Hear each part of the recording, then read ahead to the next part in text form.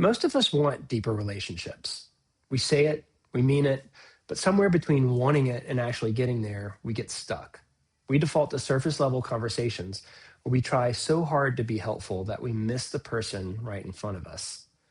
Jason Orme knows that tension well. Jason's a longtime participant and facilitator of Wellspring retreats, and he's someone who's always been drawn to building relationships. It's a natural gift for him. But he'd tell you that wanting deep connection and knowing how to get there are two very different things. So we wanted to have him on the podcast to share how he learned to stop performing connection and start living it. He talks about the shift from trying to teach people what he's learned to simply being present with them. What I love about this conversation is how practical it is.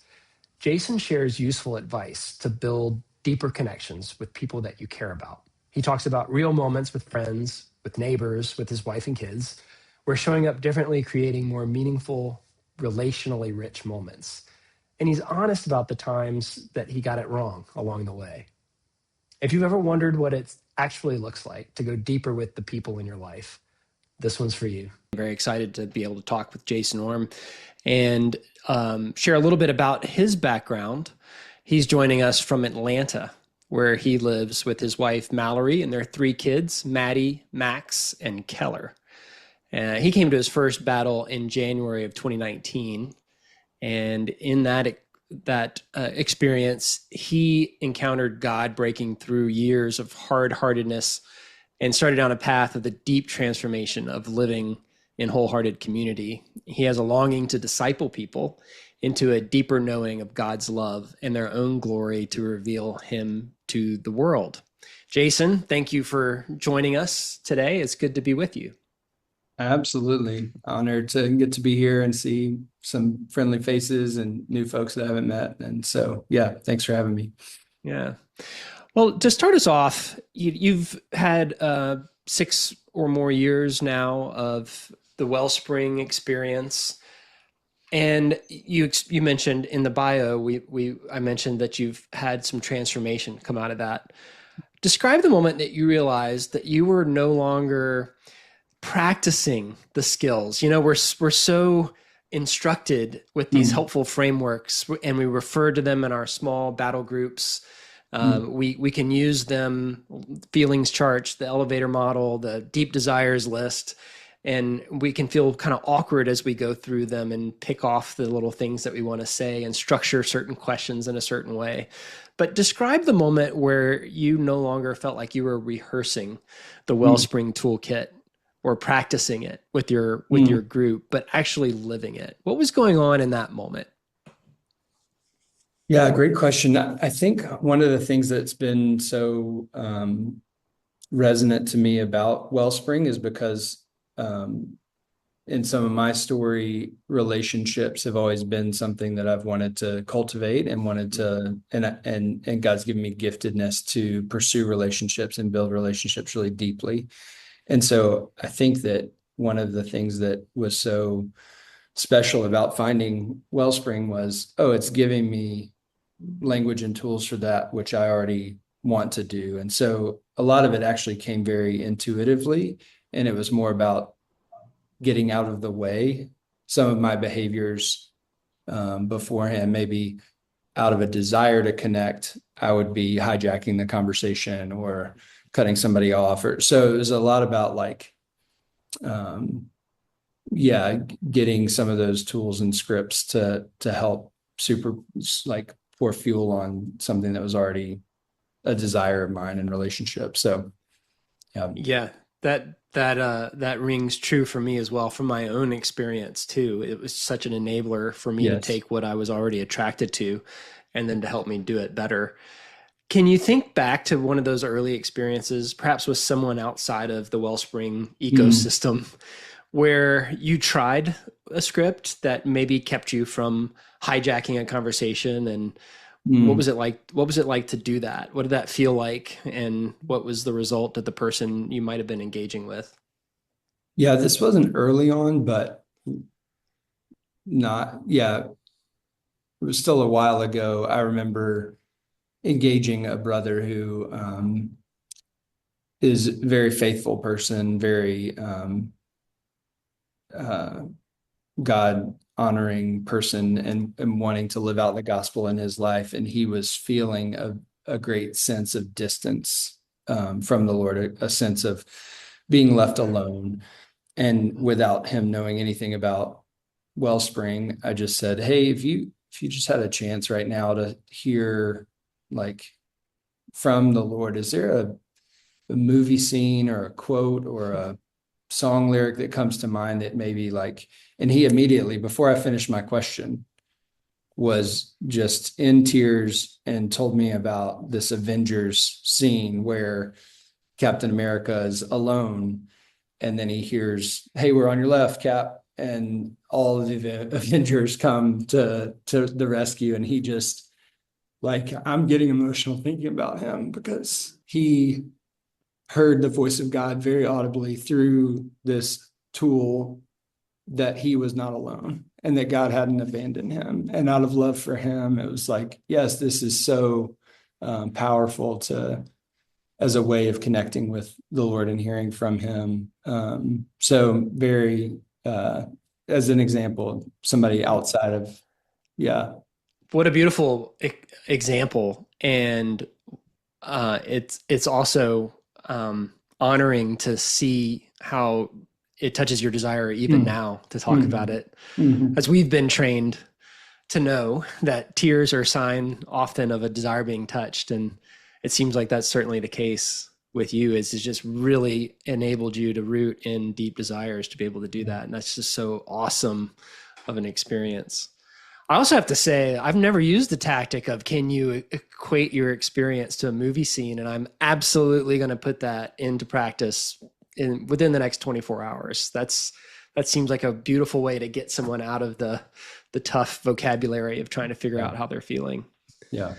What are, thinking that's a good example of a success, but it can be challenging to live this way and to get outside of our Wellspring ecosystem and to talk to others. What are some of the obstacles that you've experienced when taking these techniques and this mindset of wholeheartedness outside of your into your domain? Yeah, this is something I was just talking to the guys about in my great breakout, a couple minutes of heart checks. But I think that there's a few things that come to mind. One is sometimes I get caught up in wanting to teach it rather than just engaging the other person. And so because I want them to come along for the ride of the conversation or come down the elevator with me, I need to tell them that there's an elevator. And so, or else they won't know what button to press. And so, but I find that sometimes when I'm doing that, I forsake the ability to actually just engage them and be present with them. And it's not always necessarily like right or wrong to do that, but I've found that sometimes I've missed opportunities to just love somebody well, because I'm trying to love them completely and like give them the whole picture. When it teach a man to fish, right? Yeah, it could have been helpful to just try the bite size, just engage whatever's actually going on right there. Yeah, that's interesting. And like you say, there's no right or wrong here. I mean, there's a time to teach and there's a time just to relate. It sounds like what you're saying is you've shifted to a default of I'm not going to teach it, I'm going to engage it. But there's always a time to teach as well. What have you found has been helpful of when to pull out the elevator model? Yeah. I think in deep friendships and conversations, it's much easier to say, hey, can I show you something? Or like, hey, because I know your story and I know that thing that you always wrestle with, that that lie or message that you're always hearing about yourself, or like that I can read their story back to them, then it's helpful to just map what we know to be true about, can I just share this framework with you? And so if I'm in depth and length of conversation with people, I don't mind. I actually am just going to share it with them because I know that as I track with them over months and years, that's just going to be a foundational element. So teaching is a function of relational equity. Yeah, I think so. I think it, yeah. yeah, I think it helps to just lay some foundational kind of models. One of my favorite quotes is all models are wrong and some are helpful. Yeah. And so the elevator is wrong, but it's super helpful. And so I can Yeah. just hopefully give somebody that as a handlebar to hang on to as I engage them so that they can kind of have a map of what's happening. Excellent. When you think about the groups, you've done multiple groups. When you look across that, sort of retrospectively here, what two or three practices have you Mm. found are really helpful to make a group thrive and really come together? Yeah, so the more successful groups that I've had have been those personal connections and relationship where, my initial experience going through battle was like, oh, why doesn't every church center around this? And why doesn't everybody know about this? And like, I've got to get it to everybody that I know. And so that's been the last 6 years is just trying to pull together different little discrete pockets of teams. And I think what's most successful, some of the principles there is like one, ask them to come with me. I've found way less success in saying, hey, you need to do this. So grab a few people and go versus, hey, I'm going to do this. Will you come with me as a part of my group? So I think that's a really big one. And yeah, just having that equity that's already a baseline to grab people that have seen me change and have seen me grow and have seen me step into freedom where they're like, well, yeah, of course I trust you and I see the change that's taken place. So it's an easy yes for a lot of people. You mentioned that a lot of people have seen you change and grow. What kind of feedback have you gotten from people who've known you pre Mm, Wellspring to post transformation? mm. Um,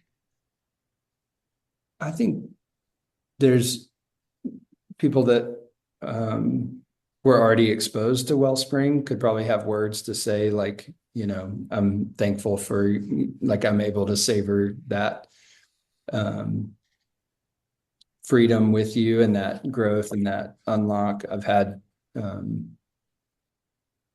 lot of interactions where people that are very close to me, my sister being one of them, who is her and her husband are deeply involved with Wellspring as well, where she could call out, yes, this is really true of you. And yes, we do delight in this new way that you're walking.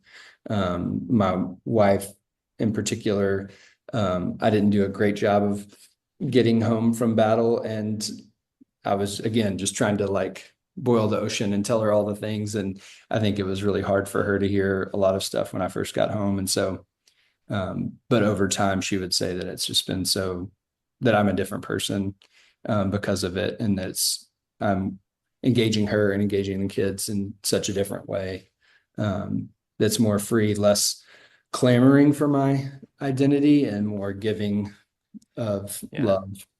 So, What an awesome shift in perspective from trying to get to yeah. focus on giving. That's amazing. That's such a great testament to what it means to follow Jesus and Wellspring's ability to align and equip along those lines. I could ask you probably another 100 questions, but in fairness to the folks on the call, I'd like to open it up. Mandy, are there any questions coming in from anybody, or do you have any questions that you would add into this conversation? Well, I had put just in the chat that I was curious about how you come up with your questions. The question that you asked in your example about the movies was just so fluid, and I was just Mhm. curious about how you come up with these questions. Yeah. I think that most of them end up being the same one. So it's like once I have a good one, then it's just like the spirit prompting those things. So long before, I think it might have been in Wellspring, but not from Wellspring. One of my original battle team guys had asked or kind of had that experiment on hand of, hey, go if you're struggling with your identity or with the way God's seeing you or with some sort of connection to God, like ask him for a movie clip, a memory, a verse, a quote, like ask him, how do you view me? How do you see me? And that experiment stuck with me. And so that's sort of probably where some of that's coming from.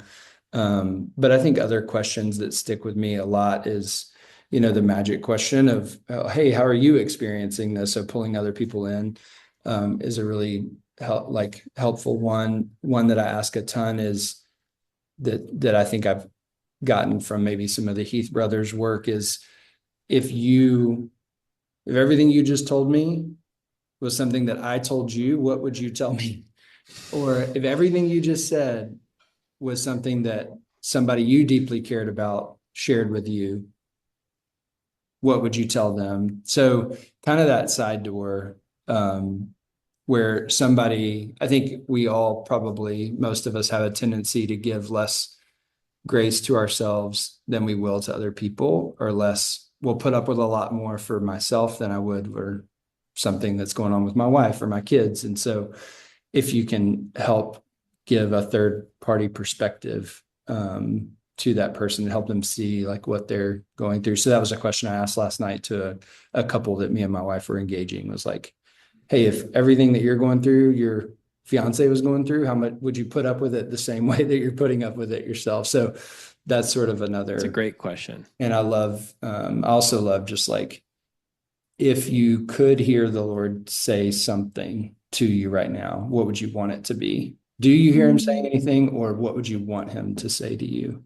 Which I think is something I've picked up along the way from Wellspring somewhere, but those are one of the mind. And to clarify, are these questions that you will just pull out with anyone you have a relationship with, or do you restrict them to Wellspring? No, anybody I think would, anybody? I think anybody I would ask those things to if I'm in relationship with, and yeah. If anyone has any question, you can just type it in the chat and we'll have Mandy ask Jason for it. Mandy, do you have any other questions there? I do. I have a question about just how you would describe the Wholehearted series to someone that's totally new. Yeah, so the series, I would say, the way I talk about them is, if they don't know about Wholehearted Community and the whole battle process, I would say, hey, there's most of the people I know, or I've already told about Wellspring. So I'm usually like, well, hey, there's also this entry level 6-week small group experiences that help to give some of the foundational framing for the larger battle process. And so as a way to start to try on some of these things or get some of the basics and fundamentals, those can be a nice place to start. That's great. I also have a question about transitioning people who've been through Wholehearted, the Wholehearted series to the full battle. Is that usually a difficult transition, or is that one that's easy to sort of help them bridge?